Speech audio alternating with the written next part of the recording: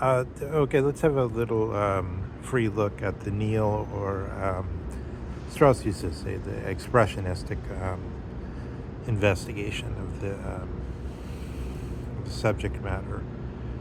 Um, this presentation, which will be an attempt to sort of light on Nietzsche. We're not exactly Captain Cook, like out with thousands of miles. We kind of we know where we're going. It's a question of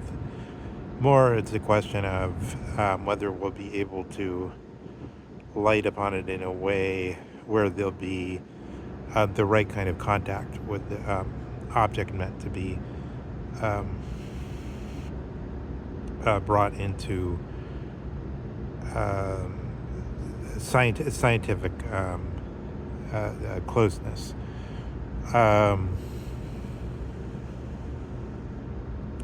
so let's try to approach this, what I'll set out ahead of time as the counter phenomenon. I'm not really setting them out ahead of time. That's the point of calling them phenomenon. Is like I'm just saying in retrospect, since we've already seen that there's two phenomena that are sort of facing off against one another. But we know that because we've been observing them, not because we sort of deduced that they're some kind of mathematically opposed forces or logically opposed forces. They're both those, the mathematical and the logical, simply, we could find both of those or describe both, use those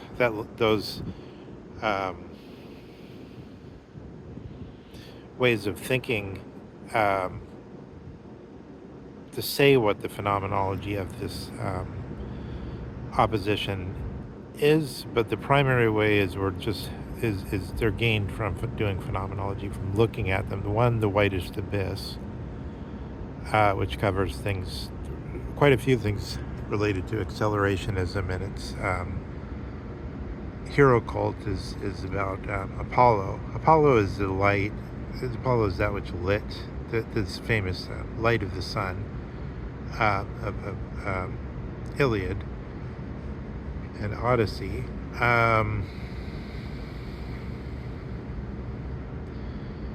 Which covered all the Greek archipelagos of polises, which apparently is as many as 2,000 or even more, in Anatolia, all over the place, in the Mediterranean and so on.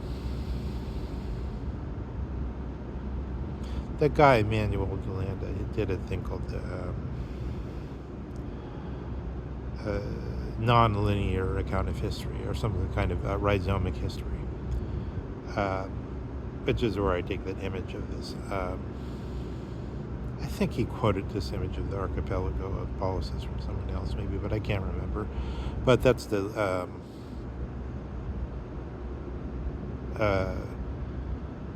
it's one of the things one comes across at a certain moment in philosophy. It was a book on the University Press bookshelf that I came across years ago. And he was also one of those European graduate school professors at one time, which is sort of like probably half the people involved with the declared European graduate school of fraud. And then some of them were sort of partial performance artists, because Avital Ronell, the student of Jacques Derrida, and so on. Some of them were basically just doing specific types of scholarship, like Malibu on the history of intelligence tests, which is an interesting book. I forget the exact title, but yeah. So there's education. What education is going on? So, all right, coming back from that long winding path down into the ditch, back to the original subject matter. question. Um, so we're looking at what's been happening with education. That's in a way an example of what's been happening with education in European graduate school. But let's look at a more sort of root way. Go back around 1900, 1910, probably 10% of Americans, probably less, I guess, a little less than 10% of Americans went to college. And yeah, I guess around that time in England, they opened up the old grammar schools, the schools where the schools where the aristocrats would Eden, things like this. Aristocrats would send their children, which is on the Nietzsche side, right? This is because you have to have many generations, you breed a certain type. And then at a certain, I think it's around the first decade of the 20th century, the British changed the grammar schools. They had to be these public schools now. That's why the British have a different usage than Americans mean public schools. They mean bad schools, or the private schools, or the good schools, basically. Although the technical meaning of public school is the school that everyone has a right to be enrolled in, and even that you'll be arrested if you don't send your kids there. So it is, to some extent, forced indoctrination of the young. And actually, even for as many as 12 grades plus kindergarten, and I guess you could add nursery school prior to that. I'm not sure. There's regulations about whether you have to send your kid to certain grade schools. I don't know if it extends also to kindergarten. I think that you can be arrested if they're not meeting certain requirements, right? I know there's a big homeschooling thing too, but of course people have to have all this special paperwork filled out.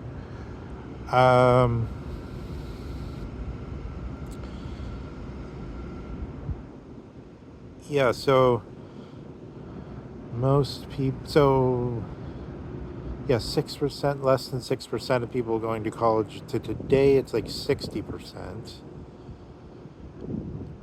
So one could say right off, just thinking about that, okay, what was now first let's fill out one thing for a second. What were the criteria from going from Eden and going up to Oxford? What would you have to really, what would you really want there?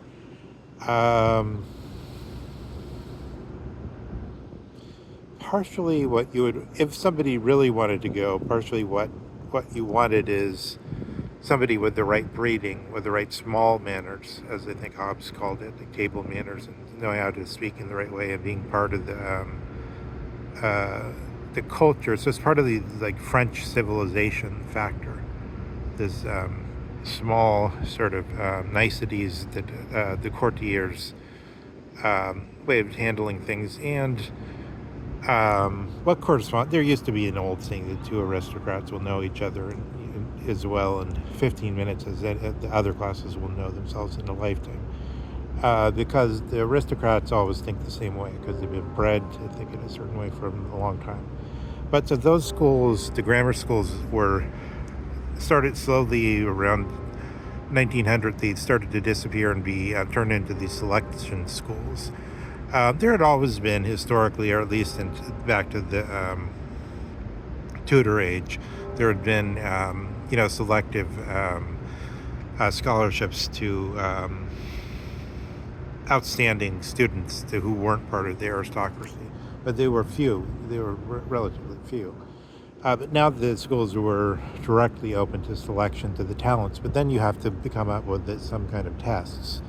And so one problem is, part of what they wanted is the right manners, the right morals, the right breeding, in large. And so that's been washed out. So the one we sort of asked in a certain way, why are the American schools so bad. Partially, it's a question that you can't answer at all by saying, well, because the classroom sizes are too large. When you have too large classroom sizes, the discipline breaks down, and when the discipline breaks down, of course, you need docility in order to have any learning at all. Say the discipline breaks down in the third grade class, then they'll never learn cursive or whatever.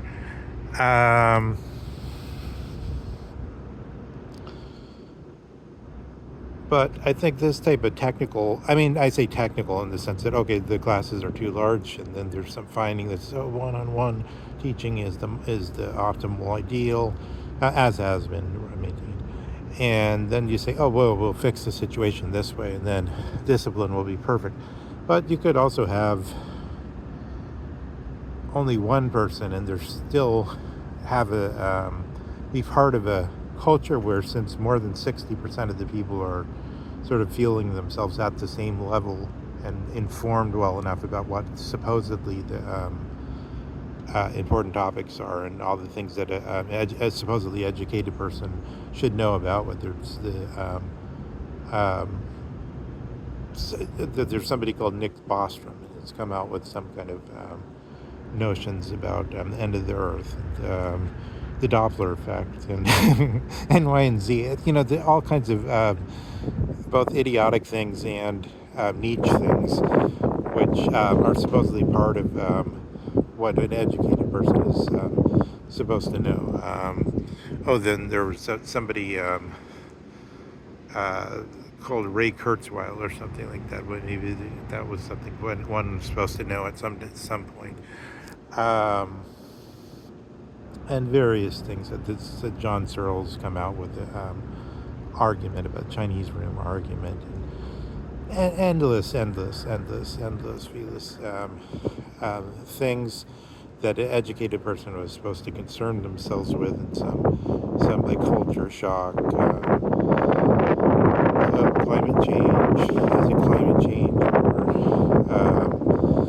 or what's the science on it, and what do you do? Do you know about your NASA statistics on the rise in CO2, and endless things that are supposed to be part of the educated thought. But when you get more than 60% of people know about that, it's kind of like you can't quite really take so seriously the thing anymore, because it gets to be, there's too many, it's washed out. I think this is partially interesting to show what I mean more clearly through a dramatic and simple example.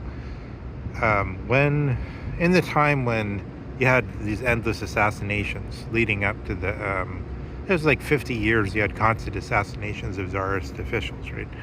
And then the CRs, the big bloc that then got co-opted by the tiny little 10% of people, the Bolsheviks. They finally got the revolution together, but it was like 50 years when it was building up. But the fervor that was possible at that time, Lenin, and I did read somebody called Peter Katchoff, who had written a book on anarchy, and who had given the directions on sort of how to organize such a revolution. This, with the fervor that Dostoevsky shows in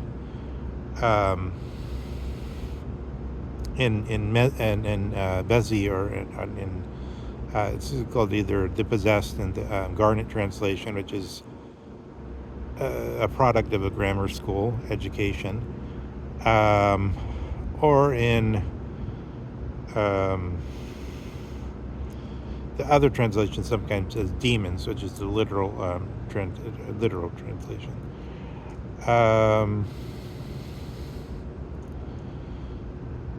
Or sort of the literal translation, because Russians have like 4 words for demons.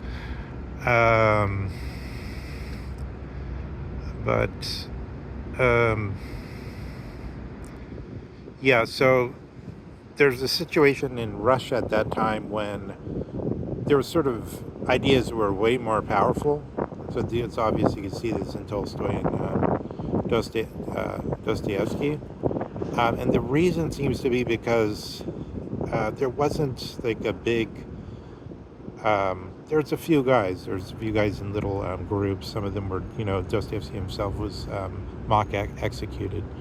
Um, um, After being led to be believed he was going to be executed after being in prison for many years from being in one of these small groups. But basically, there wasn't a lot of like glasnost at that time. There wasn't free. There wasn't a liberal society. Let's put it that way. But France, for a long time, and in the same 19th century time period, Prussian War, Franco-Prussian War time period, they had a lot of liberalization of the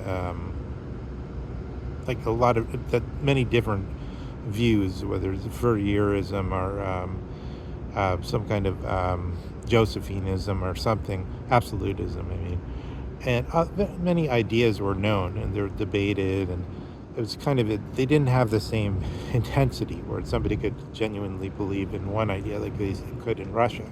But so we're in a time, part of the whitest abyss is this effect of the washing out of this intensity, which then possibly accounts in a weird way for the lack of discipline, for the um, I mean, I think also the schools in California are sort of a criminal organization in some ways, because uh, they endorse candidates, they endorse political candidates, and you can't get if you aren't on the side of the teachers union, then you're done for in American politics. So the teachers union is very corrupt in California. So I wouldn't want to deny that, but the other side of it is. It's that you can't really solve the problem of bad education through these technical fixes, because it's a larger problem of the lack of any taking educators seriously, because so many people see sort of the level at which they actually move and ridicule it.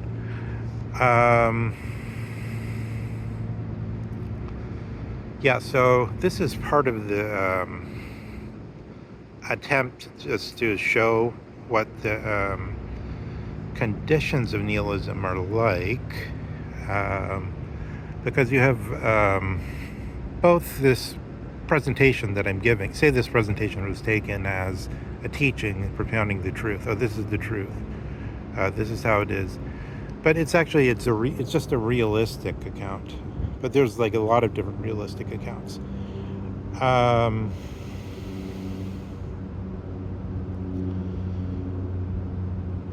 Yeah, so look at that as sort of the nihilism itself, as the night, as the nothing, as this infinite nothing Nietzsche says that we may be drifting through.